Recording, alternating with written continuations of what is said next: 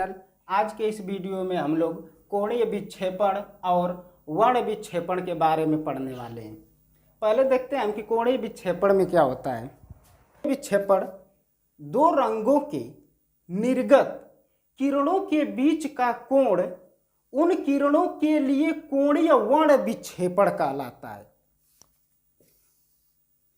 यह श्वेत प्रकाश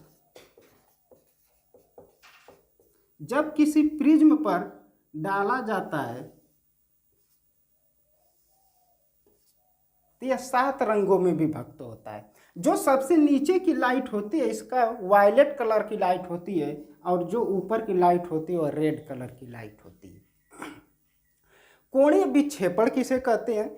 श्वेत प्रकाश के क्रम में बैंगनी तथा रेड रंग, बैंगनी तथा लाल रंग के विचलन कोणों का अंतर कोणीय विक्षेपण कहलाता है। श्वेत प्रकाश के क्रम में बैंगनी तथा लाल रंग के विचलन कोणों का अंतर कोणीय विक्षेपण कहलाता है। कोणीय विक्षेपण में कि इसका फार्मूला क्या होता है कि कोणीय विक्षेपण का फार्मूला सूत्र पूछा जाता है। हम कोणीय विक्षेपण को थीटा से डिनोट करते हैं और इसका जो सूत्र होता है वह होता है NV माइनस NR इंटू ए, जहाँ NV बैंगनी रंग के प्रकाश का अपवर्तनांक होता है और NR लाल रंग के प्रकाश का अपवर्तनांक होता है। ए हमारा प्रिज्म कोण हुआ करता है। यह हमारा कोणीय विक्षेपण का फार्मूला है।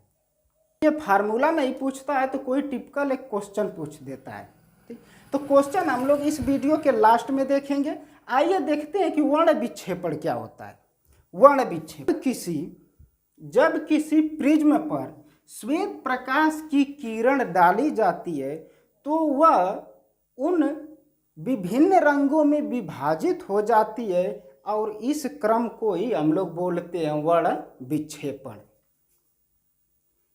यह किरण को ऐसी जानी चाहिए, इस तरह की, लेकिन यह इस तरह न जाकर के यह यहां से मुड़ जाती है।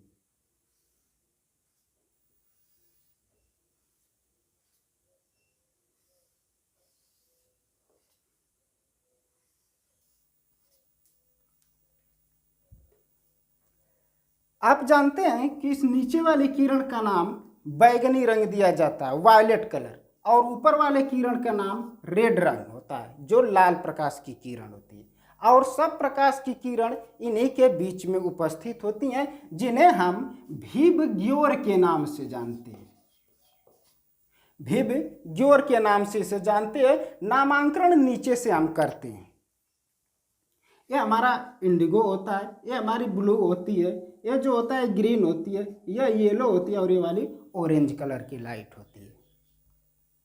यहाँ से क्वेश्चन एग्जाम में बहुत टिपिकल प्रश्न बनते हैं जो हमेशा बार बार पूछा करते हैं। आप जानते हैं कि जो ये बैंगनी रंग है, वायलेट कलर की लाइट है, जो इसकी तरंगदैर्घ्य होती है वह 3900 एंगस्ट्रॉम होती है, जो कि हम प्रकाश के प्रकीर्णन में इसे बता चुके हैं। और रेड रंग की लाइट की 7800 एंगस्ट्रॉम तरंगदैर्घ्य होती है। और इन रंगों की इन्हें बढ़ते हुए क्रम में, नीचे से ऊपर की ओर बढ़ते हुए क्रम में एंगस्ट्रॉम में इनकी तरंगदैर्घ्य होती है। यहां से क्वेश्चन पूछा जाता है,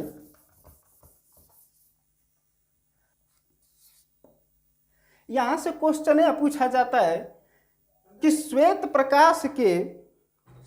प्रकाश के रंग 7 रंगों में किस प्रकाश की चाल सबसे कम और किस प्रकाश की चाल सबसे अधिक होती है? तो बैंगनी रंग के प्रकाश की चाल सबसे कम होती है और लाल रंग के प्रकाश की चाल सबसे अधिक होती है। इसलिए बैंगनी रंग का विचलन सबसे अधिक होता है और लाल रंग का विचलन सबसे कम। यह पूछा जाता है कि श्वेत प्रकाश के 7 रंगों में किस प्रकाश का अपवर्तनांक अधिक होता है? तो बैगनी रंग के प्रकाश का अपवर्तनांक सबसे अधिक होता है और लाल रंग के प्रकाश का अपवर्तनांक सबसे कम होता है।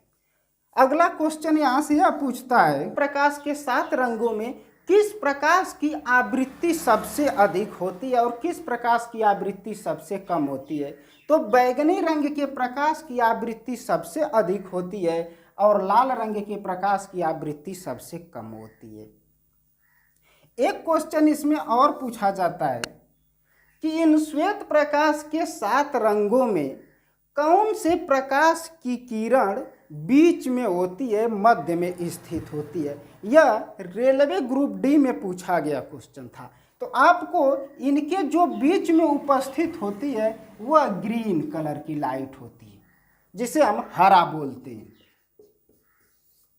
7 रंगों में सबसे बीच में स्थित जो कलर होता है वो हरा रंग होता है।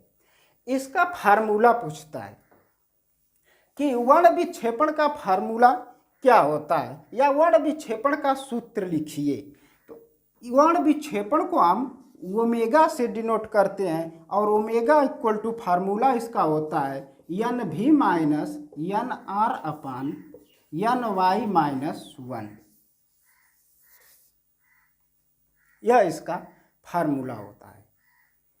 जहाँ पे एन भी है ये बैगनी रंग के प्रकाश का अपवर्तनांक है, एन आर लाल रंग के प्रकाश का अपवर्तनांक है और एन वाई जो है ये पीले रंग के प्रकाश का अपवर्तनांक है। कभी कभी यह पूछता है कि पीले रंग के प्रकाश के अपवर्तनांक का फार्मूला क्या होगा? तो वह होता है N Y equal to N V plus N R upon 2 होता है। पीले रंग के प्रकाश के अपवर्तनांक का formula N Y equal to N V plus N R upon 2 होता है। फार्मूलों पर जैसे एग्जाम में क्वेश्चन आते हैं उन्हें हम देखते हैं कि कैसे एग्जाम में क्वेश्चन। एक प्रिज्म का प्रिज्म कोण 7 अंश है, जिसमें से श्वेत प्रकाश का निर्गमन कराया जाता है। यदि लाल तथा बैगनी रंग के प्रकाश के लिए प्रिज्म के पदार्थ के अपवर्तनांक क्रमशः 1.620 तथा 1.643 हो तो दोनों रंगों के मध्य कोणीय विक्षेपण कोण ज्ञात कीजिए। तो हमने आपको अभी कोणीय विक्षेपण कोण का फार्मूला बताया कि थीटा इक्वल टू होता है एन भी माइनस एन आर इंटू ए। जहाँ एन भी है, एन भी आपके बैगनी रंग के प्रकाश का अपवर्तनांक होता है, एन आर लाल रंग के प्रकाश का अपवर्तनांक होता है। तो बैगनी और लाल रंग के प्रकाश का अपवर्तनांक हमारा इस क्वेश्चन में दिया हुआ है। प्रिज्म कोण भी इस क्वेश्चन में दे दिया है। कह रहा है एक प्रिज्म का प्रिज्म कोण 7 डिग्री है, अर्थात आपके ए की जो वैल्यू है वो 7 अंश दे चुका है।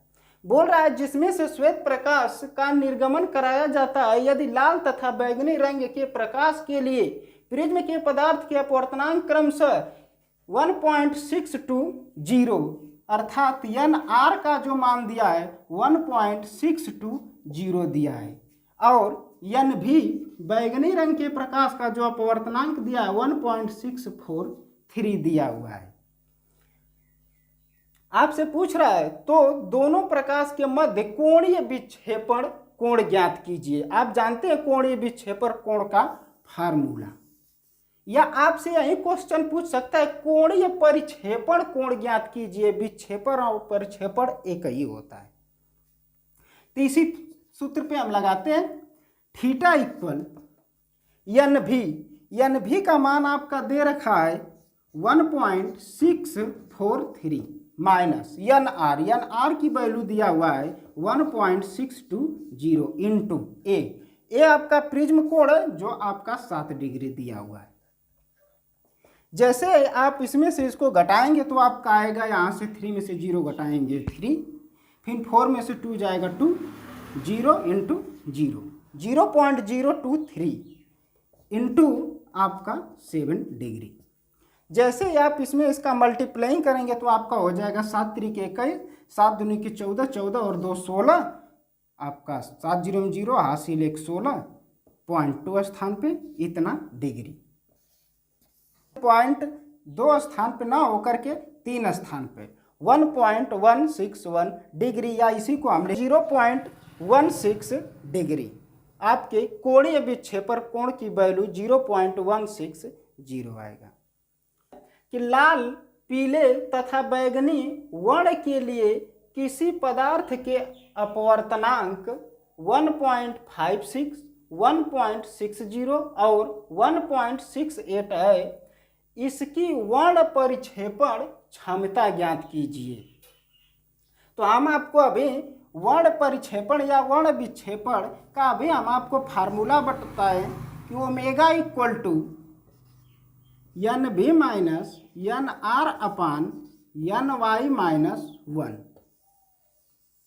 यह फार्मूला हम लोग लगा देंगे इसमें। आपके NV बैगनी रंग का अपवर्तनांक आपका दिया हुआ है 1.68, रेड रंग का अपवर्तनांक आपका दिया हुआ है 1.56, जबकि आपके पीले रंग के प्रकाश का अपवर्तनांक दिया हुआ है 1.60। बस इसी को उठाकर हम इस फार्मूले में रख देते हैं। हमारा आ जाता है ओमेगा इक्वल टू NV का वैल्यू है 1.68 माइनस NR का मान हमारा है 1.56 अपान NY की वैल्यू है 1.60 माइनस 1 तो 1। मल्टीप्लाइंग कीजिए। जैसे हम इसमें से इसको घटाते हैं, हमारे यहाँ से 8 में से 1 में से 1 गया 0। जैसे आप इसमें से इसको घटाएंगे आपका आ जाएगा 0.60। दशमलव सेम स्थान पे है, यहाँ से हम हटा देंगे तो हमारा हो जाएगा 12/60। इसको हम जैसे ही कटाएंगे तो हमारा हो जाएगा ओमेगा इक्वल टू 1/5, और जैसे हम इसमें 5 का 1 में डिवाइड करेंगे वैसे हमारा आ जाएगा 0.2। यही हमारा वर्ण विक्षेपण कोण की क्षमता है। वर्ण विक्षेपण की क्षमता 0.2। हमारा फिलंट कांच के लिए बैगनी तथा लाल रंगों के प्रकाश के लिए अपवर्तनांक क्रमशः 1.623 तथा 1.610 है।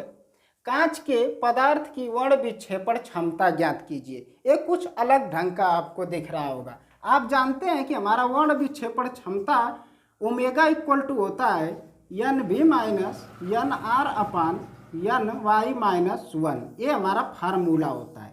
लेकिन यदि आप देखें तो आपको बैगनी तथा लाल रंग का ही अपवर्तनांक इसमें दिया हुआ है, जबकि आपके पीले रंग का अपवर्तनांक नहीं दिया हुआ है। तो हम इसका अपवर्तनांक निकाल लेते हैं। अभी जब हम आपको थ्योरी पढ़ाएं उसमें हम आपको बताएं कि पीले रंग के प्रकाश का जो अपवर्तनांक होता है NV प्लस NR अपान 2 होता है।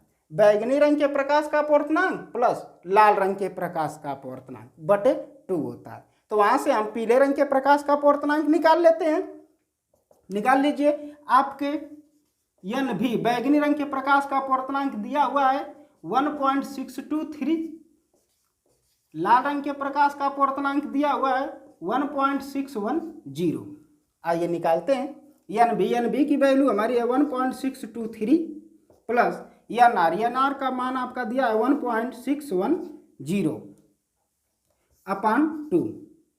जैसे ही आप इनको जोड़ेंगे आपका हो जाएगा 3, इसके बाद आपका हो जाएगा 2 अपान 2। जैसे आप इसमें से डिवाइड करेंगे आपका हो जाएगा 2, हो जाएगा 2 छके 12, 1.616। हम लोग पीले रंग के प्रकाश का अपवर्तनांक निकाल लिए। आइए हम निकाल लेते हैं वर्ण विक्षेपण ओमेगा इक्वल टू NV की वैल्यू हमारी है 1.623 माइनस NR का मान हमारा है 1.610 अपान NY का मान हम लोग अभी निकाले, आया हुआ है 1.616 माइनस 1। जैसे आप इसमें से इसको लेस करेंगे आपका, जैसे ही आप इसमें से इसको घटाएंगे आपका आ जाएगा 0.61। जैसे आप इसमें से आप इसका डिवाइड करेंगे ऐड करेंगे, आंसर आएगा 0.021। यदि आप इसे वैज्ञानिक रूप में लिखेंगे तो आपका आंसर हो जाएगा 2.1 इंटू 10⁻⁻2 और यहीं आपका आएगा वर्ण विक्षेपण की क्षमता। नेक्स्ट वीडियो में अब दोस्तों, थैंक्स।